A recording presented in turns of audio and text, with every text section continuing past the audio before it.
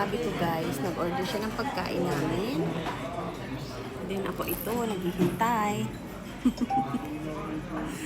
Ito yung akin. Ang daming mga dessert guys. Grabe. Mabubusog na naman ang aking bituka nito. ご飯をす Ha? Buha kutsu. Sine. Kutsu. Ayan. 3 PM pa kasi yung aking schedule. Andito na kami sa Tokyo.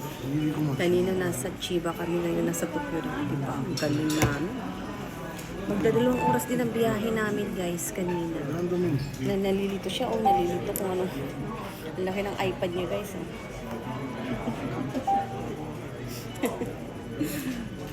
Yan. Lunch muna. Mag-alauna na pala. Ang bilis ng oras. My goodness. Hindi naman kami nabusog kanina dun sa grapes. Konti lang. Kasi ang kinain namin mga 5 ano lang kami. 5 ganyan.